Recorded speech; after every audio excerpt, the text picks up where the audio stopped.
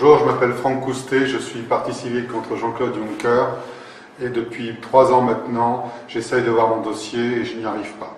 Le parquet de Luxembourg, en la personne de M. Jean-Paul Freising, qui n'est autre que lié familièrement avec l'épouse de Jean-Claude Juncker, bloque les réquisitions en vue de l'interpellation de Jean-Claude Juncker. Jean-Claude Juncker, président de la Commission européenne aujourd'hui, est l'ancien Premier ministre qui a fait assassiner un homme en vue de lui spolier la fortune au Luxembourg. Je m'en suis aperçu par mon métier au départ, où j'ai aidé un ami, l'héritier, qui a vu effectivement en Jean-Claude Juncker peut-être un sauveur, alors que celui-ci n'a fait que d'essayer d'étouffer cette affaire. Mandataire, partie prenante, partie civile, j'ai bien compris cette affaire qui remonte à 2009, où en réalité mon ami devient l'héritier en titre d'une donation d'abord et ensuite d'une négation. Sauf que le notaire, Jacques Delvaux, n'enregistrera jamais cette donation et comme par hasard, le légataire mourra quelques jours plus tard pour ne jamais remettre cette donation. 1 an et demi plus tard, mon ami, en ma compagnie, revient pour refaire cette donation à la personne de l'épouse, la veuve. Comme par hasard, cette épouse aura un accident dans le cadre de sa maison domestique, sera d'une part accompagnée à l'hôpital, par qui on ne sait pas, et ensuite cachée dans une maison de retraite. Je la retrouve, je demande à mon ami l'héritier de relancer cette donation, puisque voulant m'aider, j'avais des choses à payer. En réalité, cette donation sera une nouvelle fois supprimée, ou en tout cas collectée par le ministère public, qui ne souhaitait pas que cette donation se fasse. Pourquoi? Et je l'apprendrai beaucoup plus tard, c'est-à-dire en 2013, fort de mes plaintes et de mon mandat, par Robert Beaver, le procureur général de l'époque. En réalité, cette donation qui aurait dû être le 11 juillet 2012 à 23 millions d'euros, plus 12 millions que la notaire venait de voler, elle est toujours en fonction, je parle de Martine Venandi. Cette donation n'aurait pas dû être de 37 millions d'euros, mais de 105 millions d'euros, soit 70 millions d'euros qui ont été détournés bien avant 2012, et c'est la raison majeure. Alors, qui sont-ils, ces escrocs criminels? Ces escrocs criminels, pour une bonne partie, sont la famille Grand-Ducal qui a volé plus de 32 millions et demi, mais aussi Jean-Claude Juncker, 7 millions, et puis, bien entendu, François Biljeune, qui est d'ailleurs un ami du notaire, qui après, d'ailleurs 2011, qui après donc 2 tentatives, un assassinat et une tentative d'assassinat, a décidé de vendre son étude fin octobre 2011.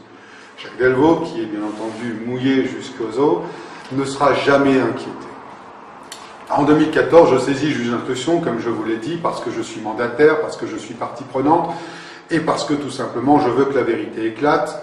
Le juge d'instruction, Michel Appeling, décide de faire une enquête criminelle après un certain nombre de pièces que je lui ai remises et bien entendu en lui expliquant qu'il y avait eu des accidents plus que suspects. Le juge d'instruction décide en octobre 2015 de l'audition, des réquisitions auprès du parquet, c'est comme ça que ça se passe, on fait des réquisitions en vue de l'audition de Jean-Claude Juncker et de son interpellation, de source sûre. Le problème, c'est que le parquet résiste. Le parquet ne veut pas me montrer, bien entendu, les documents, parce que si en montrant les documents, ils savent que je vais agir et que je vais donc faire exécuter la décision, voire la mettre dans la presse. Donc j'alerte la presse en disant que depuis 2 ans, je fais des recommandés, disant que j'ai tout pouvoir pour pouvoir effectivement agir et donc voir ce dossier.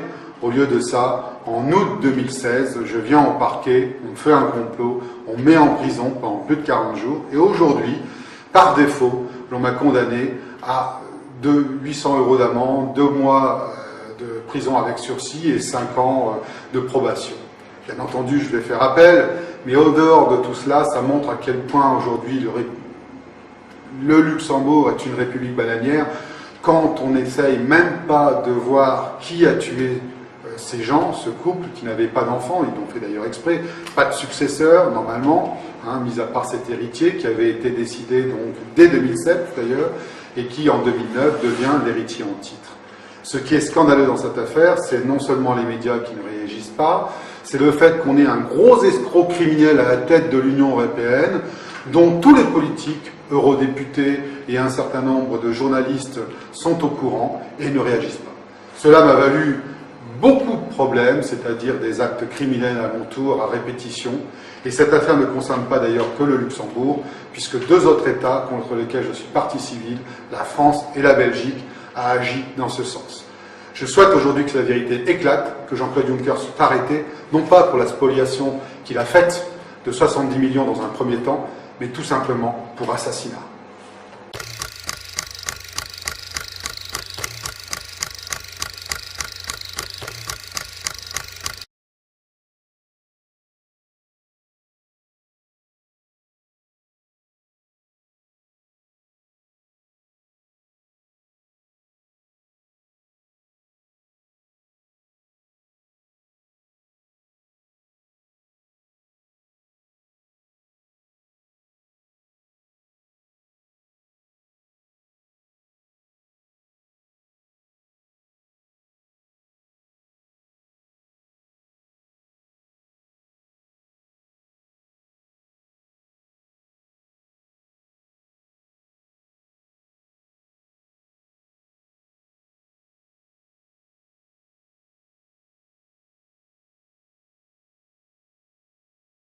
Bonjour Monsieur Macron. Vous connaissez sans doute mon nom en tant qu'ancien ministre de l'économie. Je suis l'un des lanceurs d'alerte de l'affaire LuxLeaks, Raphaël Halet. Raphaël Halet a failli être broyé par le système. Il est l'un des deux hommes qui ont permis de faire éclater le scandale du LuxLeaks. Ça vous concerne, puisqu'il s'agit d'un des plus grands systèmes d'optimisation fiscale en Europe. En clair, des impôts non réglés par les multinationales au détriment de nos écoles et de nos hôpitaux. Vous savez comme moi que le LuxLeaks, c'est la révélation de centaines d'accords fiscaux secrets passés entre les multinationales et le Luxembourg. Cette évasion fiscale à l'échelle industrielle fait perdre à notre pays, la France, 80 milliards d'euros par an. C'est plus que le budget de l'éducation nationale. Cet argent devrait être dans les caisses de notre pays si les lois de l'Europe, cette Europe que vous semblez tant aimer, étaient respectées. Elles ne le sont pas. Je suis sûr que vous êtes sensible à cette question de l'évasion fiscale en tant qu'ancien associé gérant de chez Rothschild et compagnie. Vous n'êtes pas sans savoir que le groupe Rothschild est impliqué dans ces désormais fameux tax ruling, comme on les appelle, rédigés notamment par PwC. J'ai donc cherché, sur le site de votre mouvement En Marche, vos propositions. Étonnamment, je n'ai rien trouvé. En revanche, j'ai vu que vous souhaitiez supprimer 120 000 postes d'agents publics et réduire les dépenses publiques de 60 milliards d'euros en 5 ans. Aujourd'hui, je vous pose la question simplement, et je suis prêt à en débattre avec vous, publiquement. Qu'allez-vous faire pour récupérer en priorité cet argent qui nous appartient à nous, citoyens français et européens, et manque cruellement au fonctionnement de notre pays?